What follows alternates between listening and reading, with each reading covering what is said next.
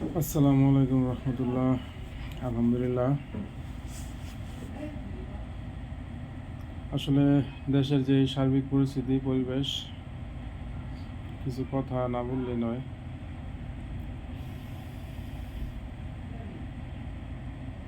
সারা বাংলাদেশে যে নির্বাচনী জোয়ার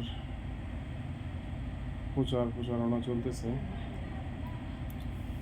8 দলীয় জোট সারা বাংলাদেশের মানুষের ভিতরে যে ইসলাম প্রতিষ্ঠার যেই উদ্বেগ বা ইচ্ছা, এবারকার এত বছর পরে মানুষের মনে যেটা জাগ্রত হয়েছে, এর আবেগের জায়গাটা নিয়ে এখন একটু সমস্যা চলতেছে। সমস্যাটা হলো 8 দলীয় জোট, এখন আরও 2 দল ঢুকছে 10 দলীয়। 8 দল পর্যন্ত ভালোই ছিল, 10 দল হইতে গিয়া তাদের এক পক্ষের যেই পরামর্শ ছাড়াই 2 দল নিয়ে বৈঠক, মিটিং, তাদের সিদ্ধান্ত নেওয়া, একের পর সিদ্ধান্ত নিয়ে ফেলা, এগুলো সারা বাংলাদেশের সাধারণ মানুষের মনে হোক, আর 8 দলীয় জোটের দায়িত্বে যারা আছে, সর্বোচ্চ নেতা যারা আছে, তাদের মনেও এটা একটা বিভ্রান্ত, অবিশ্বাস, সন্দেহ তৈরি করছে। এখন এইটারে কিছু মানুষ যারা বিপক্ষ, এন্টি, তারা এটার সুযোগটা কাজে লাগাইতেছে। আর যারা চরমোনাই কিছু সংখ্যক বা চরমোনাই বা জামাতের, আমি নিজেই চরমোনাই, ইসলামী দল বাংলাদেশ করি, অতি উৎসাহী কিছু আছে না,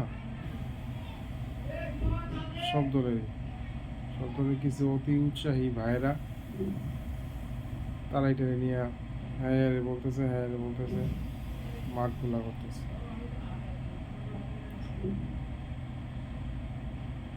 আসলে আমি কার কি ভুল এগুলা বলার জন্য আসিনি। আমি বলতে চাইতেছি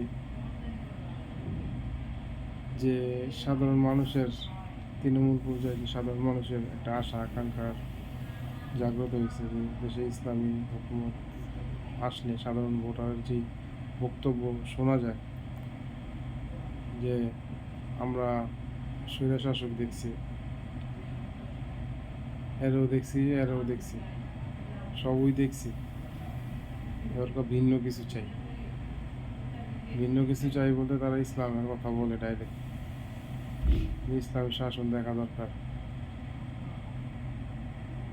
এই খেয়াল থেকে যে 8 দলের জোট, সম্ভাবনা যে 8 দল বা এনসিপি এলডিপি আসার আগে সবই ঠিক ছিল। মানে 2 দলের নিয়ে এক দলের খুব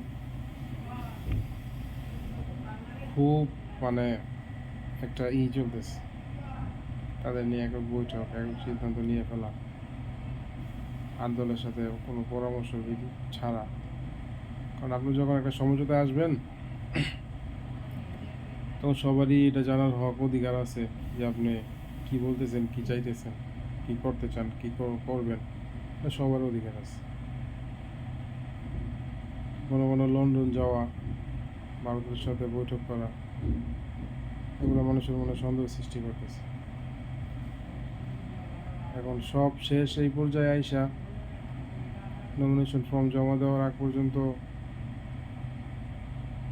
এগুলো কনফার্ম করার দরকার ছিল যে কে কোন আসন থেকে লড়বে, কার কোন থেকে দেওয়া যায়। আমরা সবাই জানি, সারা বাংলাদেশের মানুষ জানে, প্রায় এক বছরের বেশি, 5 আগস্টের পর থেকে, জুলাই আন্দোলনের পর থেকে সবাই জানি, সারা বাংলাদেশের মানুষ দেখতেছে, এক নীতি এক বাক্স, হ্যাঁ, এক বাক্স, সব ইসলামী সমমনা সব দল থেকে এক বাক্স নীতি, সবাই দেখতেছি। প্রায় এক বছর ধরে চরমনা পিছু খাওয়া নাই, ঘুম নাই, দেওয়া নাই, মিটিং, যার কাছে যাওয়া দরকার নেই তারও ডাকে, তার কাছে যায়।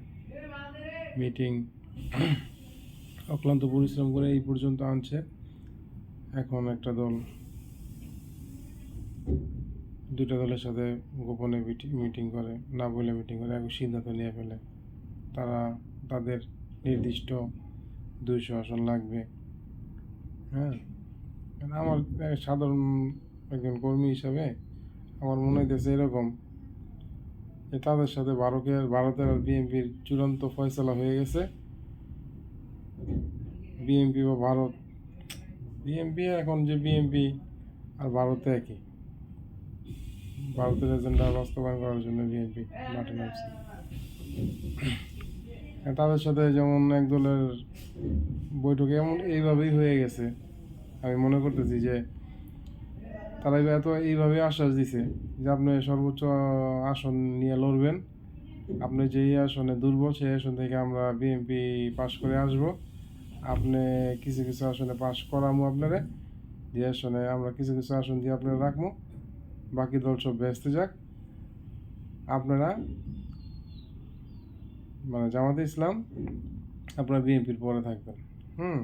আমরা বিএনপি সরকার গঠন করবো, আপনারা আমাদের পরে থাকবেন, আর সব জলে যাক। হ্যাঁ, এরকম কিছু একটা তাদের সাথে বোঝাপড়া হয়ে গেছে। আর তাদের কর্মকাণ্ডে কাজকর্মে এরকমই একটা বুঝে যেতেছে। হ্যাঁ, এরকম একটা বুঝতেছি আর কি। আর তাদের যে জায়গায় মানে সমঝোতা, যে আসনে যেই শক্তিশালী, তাদের সমর্থক বেশি, কর্মী সংখ্যা বেশি, কাজেরই বেশি, ভোটার বেশি, সেইখান থেকে যার যত যেই আসনে বেশি আছে সেইখান থেকে দাঁড়াইবে, তারা এটা দেবে। এইভাবে যে কটা পায়। হ্যাঁ, এখন নির্দিষ্ট একজন নিশ্চিত আমার এই কটা লাগবেই, তার মানে এখানে ডালমে কুছ কালা হে, সমস্যা। এটা তো আর 1 বছর নিতে হইল না বা সমঝোতা হইল না। এখন সাধারণ মানুষ যে আশা আকাঙ্ক্ষা নিয়ে আছে, ভাই আমি এক আলেমের মুখে শুনছিলাম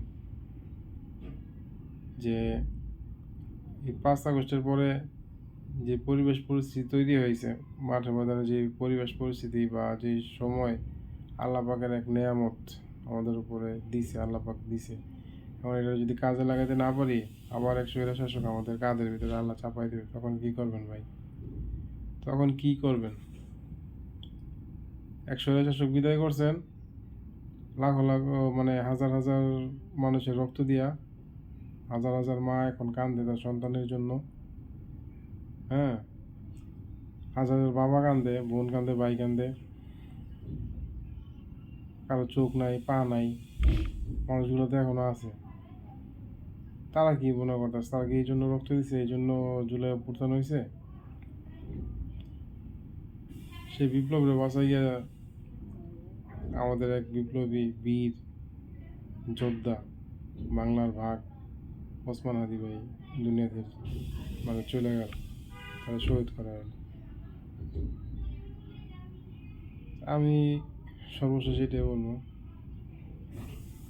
যে সমাধান না করতে পারলে, যদি আপনারা মনে করেন আমরা এই সব এতদিন যে খাইটা এত কিছু করছে, সব কিছু গুছাইছে, আমরা বিষয় তার এখন মাইনাস করে মানে তার বাদ দিয়ে অনেক কিছু হয়ে গেছি।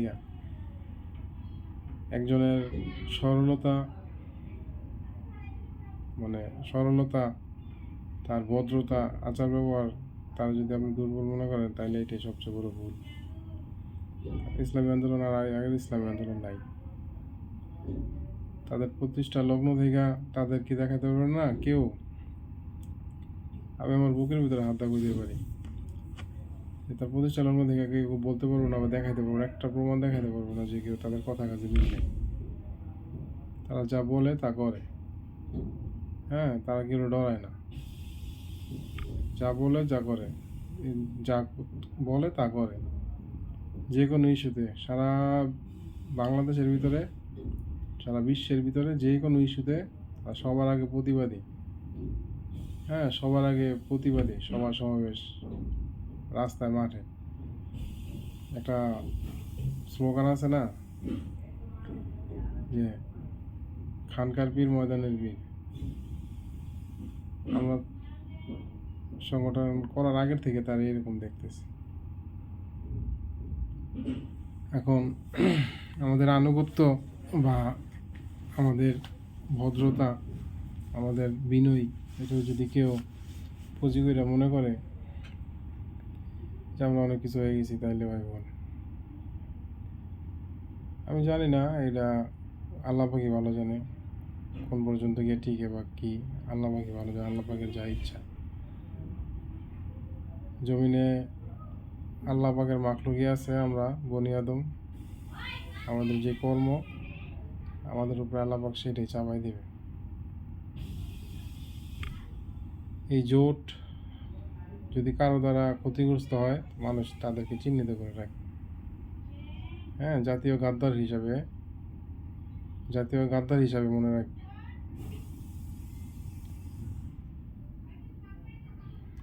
এইটাই বলার জন্য আজকে মোবাইলে ভিডিও একটা বানাইলাম। আপনারা দেখেন, শোনেন, একটু লাইক কমেন্ট দিয়েন। আর সর্বশেষ এতটুকুই বলবো, যে জাতির ভাগ্য পরিবর্তনের একটা সময় আসছে, এই সময়টা যদি বা পরিস্থিতিটা যদি কেউ কাজে না লাগাতে না পারে, বা এই ইসলামী দলগুলো যদি কাজে লাগাতে না পারে, তাইলে এদেশের মানুষের ভাগ্য পরিবর্তন আরও 100 বছর 200 বছর হবে না। এই ফিল্ড, এই মাঠ, এই ময়দান, এই সময় পরিস্থিতি সবসময় অনুকূলে থাকে না। হ্যাঁ, আর আমরা চরমনাই কর্মী হিসাবে, ইসলামী আন্দোলনের কর্মী হিসাবে আমি লীগের আমলও পার করছি, বিএনপির আমলও পার করছি, আমাদের কোনো সমস্যা নেই। হ্যাঁ, স্বৈরা শাসকের আমলও পার করছি, সমস্যা নাই। এই জন্য যে আমাদের ভালো খারাপ মিলে, ওই যে পেশা হুজুর একটা কথা বলে না, আমরা কুমিরের চামড়া হয়ে গেছে, আমাদের কোনো কিছু কুমিরের আসর দেখি, ঠান্ডার ভয় আমাদের নেই। আমরা সবসময় একরকম আল্লাহর জমিন, আল্লাহর দিন বাস্তবায়নের জন্য কাজ করি, আমিরের সর্বোচ্চ আনুগত্য করি, এটাই আমাদের জন্য যথেষ্ট। ক্ষমতার রাজনীতি আমরা করি না, করতে চাইও না। সারা বাংলাদেশে 300 আসনে যদি একটা এমপি প্রার্থীও না আসে, আমাদের কোনো আফসোস নেই। পকেটের টাকা দিয়ে খাটি, পকেটের টাকা খরচ করি, জানমাল দিয়ে খাটি, একমাত্র এই উসিলা আল্লাহ যেন মাফ করে দেয়। একটা উসিলা, আল্লাহ পাক তো কোন উসিলায় আল্লাহ পাক মাফ করে তা তো বলতে পারি না। সেজন্য একটা উসিলা কামাই করার জন্য, যেমন মরহুম পীর সাহেব হুজুর বলছিলেন যে আমি পীর মুরিদি করলে অনেক সম্মান, হাদিয়া তো পাওয়া যায়, মানুষ সম্মান দেয়, ইজ্জত দেয়। হ্যাঁ, অনেক সম্মান। রাজনীতি একটা কাঁটাযুক্ত পথ, এই কাঁটাযুক্ত পথে আসলাম কেন? একমাত্র আমার মাওলাকে রাজি খুশি করার জন্য। কাল হাসরের ময়দানে যদি আমার মাওলা আমার জিগায়, ফজলুল করিম, তত মানুষ তো তোর কথা শুনতো, তত জনবল ছিল, তার কথা শুনতো, মানতো, তা আমার জমিনে আমার দিনের জন্য কি করছিস?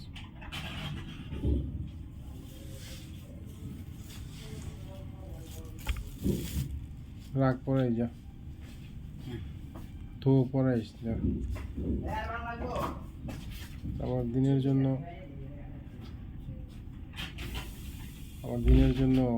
আমার ইসলামের জন্য, আমার জন্য কি করছিস? তখন আমি জবাব কি দেব? এই জবাব দেওয়ার কোনো রাস্তা নেই, সেই জন্যই এই কাঁটাযুক্ত পথ বাছে নিয়েছি। আমার কথা যদি কেউ না শোনে, আমি একলাই আমার জন্য যথেষ্ট। হ্যাঁ, কারণ জীবন, হায়াতের জিন্দগিতে অনেক বাধা বিপত্তি পারে। এই পর্যন্ত আমরা বিশ্বাস করি মন থেকে, ইসলামী আন্দোলন বাংলাদেশ চরমনাই তরিকা একটা কবুলিয়াত সংগঠন, একটা মনে মনে বিশ্বাস করি। সেই জন্য আমরা ক্ষমতার রাজনীতি করি না, আমরা বিশ্বাস করি আমরা হারলেও জিতছি, জিতলেও জিতছি, হারলেও জিতছি। সেই জন্য নিজের পকেটে টাকা দেওয়ার রাজনীতি করি। এই বলার ছিল। এলা সাধারণ ভোটারদের উদ্দেশ্যে বলবো যে ভাই, ভোট কি গুরুত্বপূর্ণ জিনিস সাধারণ ভোটাররা যদি বুঝতো। কারণ একটা বাপের কাছে, একজন পিতার কাছে একটা সন্তান যতটুকু দামি আমানত, একটা ভোট তত বড় আমানত। আপনি একটা ভোটের মাধ্যমে একজন নির্বাচন করতেছেন, তারে আপনি সাপোর্ট দিতেছেন, মানে সাপোর্ট দিতেছেন। তার মেম্বার হোক, চেয়ারম্যান হোক, বা এমপি হোক, মন্ত্রী হোক, তাহলে আপনি সাপোর্ট দিয়া, তার পক্ষে একটা সাক্ষী দিয়া তারে আপনি পাশ করাইতেছেন। সে পাশ কইরা যা করুক, খারাপ কাজ, ঘুষ, সুদ, খুন, গুম, সন্ত্রাস, চাঁদাবাজি, হ্যাঁ, যা করুক, খারাপ যা করুক, সব এক অংশ আপনার আমল নামে আসবে। আর যদি একটা ভালো লোকের দেন, সে ভালো লোক যত ভালো কাজ করবে সেটা আপনার আমল নামে আসবে। আর সবচেয়ে বড় কথা হলো, আমি নেতা হই আর কর্মী হই আর ভোটার হই, কালকে হাসরের ময়দানে আল্লাহ পাক বলছে না কোরআনের ভিতরে, এক জাররা পরিমাণ হিসাব ব্যতীত কেউ জান্নাতে যেতে পারবে না। জাররা পরিমাণ হিসাব যদি দেওয়া লাগে, তাহলে তো আমি একজনের সাক্ষী দিয়ে নেতা বানাইছে, সাথে সে হাজার হাজার লক্ষ লক্ষ মানুষ খুন করছে, দেশের টাকা পাচার করছে, হ্যাঁ, আপনার আমার হক নষ্ট করছে, তার বিচার হবে না? তার বিচার যেমন হবে, আমি তার সমর্থন দিয়ে যে বানাইছি নেতা, আমার বিচার হবে। হ্যাঁ, আমার বিচার হবে, কারণ আমি তারা বানাইছি। আমার তো আল্লাহ দুইটা চোখ দিছে, হ্যাঁ, দুইটা কান দিছে, সব দিছে, আকল দিছে, বুদ্ধি দিছে। যাচাই বাছাই কইরা দেওয়া দরকার ছিল না? এটা আমি তো দিইনি। সেই জন্য কাল হাসরের ময়দানে হিসাব দেওয়া লাগে। আর হিসাব না দিতে পারলে জাহান্নামে নিক্ষিপ্ত হতে হবে। আর পিসা হুজুর বলে, আমরা ওই যে নাইবের একটা বক্তব্য শুনছি, একটা ছাগলের দাম 5,000, একটা গরুর দাম 50,000, কিন্তু বনি আদম আল্লাহ পাকের শ্রেষ্ঠ মাখলুক মানুষ 500 টাকা 1,000 টাকায় বিক্রি হয়ে যায়, সে ভোট দিয়ে দেয়। দেখা নাই, শোনা নাই, এবার যাচাই নেই বাছাই নিয়ে ভোট দিয়ে দিল সন্ত্রাসের একটা খারাপ মানুষ। 500 টাকার বিনিময়ে তার যে একজন ভালো শাসক আসলে, সে যে তার শহর ভালো থাকতো, সে ভালো থাকতো, তার অর্থনীতি ভালো হইতো, সে এইসব চিন্তা না করে 500 টাকায় বিক্রি হয়েছে, সে 5 লাখ, 10 লাখ, 50 লাখ, 50 কোটি টাকা লস করছে। যাই হোক, আল্লাহ পাক যেটা চায় সেটাই হবে। আমরা নেতা বলতে বুঝি জাতীয় নেতা, মানে কেন্দ্রীয় নেতা, যারা জাতীয় নেতা, তার কেন্দ্রীয় নেতা, জাতীয় নেতা বলতে বুঝি জনগণের ভাগ্য বিধাতা, জনগণের ভাগ্য বিধাতার মতো একটা মানুষ যখন বলে না, তাদের মাধ্যমে জনগণের ভাগ্য পরিবর্তন হয়। জাতীয় নেতাদের মাধ্যমে জনগণের ভাগ্য পরিবর্তন। আমরা যদি সঠিক নেতা খুঁজতে বা বাছাই করতে ব্যর্থ হই, তাহলে আমাদের এটা মাইনে বুঝতেই হবে যে এক স্বৈরশাসক মানুষের রক্তের বিনিময়ে, জীবনের বিনিময়ে বিতাড়িত হয়েছে, আরেক স্বৈরশাসক কান্দে ওঠার জন্য রেডি হয়ে গেছে। আপনারাও তৈরি থাকেন, কী করবেন আপনাদের চিন্তা ভাবনা, আপনাদের ডিসিশন। কিন্তু সাধারণ ভোটারদের বলবো, আপনারা যাচাই বাছাই করে ভোট দিবেন। এদেশের মানুষ এখন আগের মতো নয়, সচেতন হয়ে গেছে। সচেতন হয়ে গেছে, তারপর যাচাই বাছাই করে ভোটটা দিবেন। আসসালামু আলাইকুম রহমতুল্লাহ।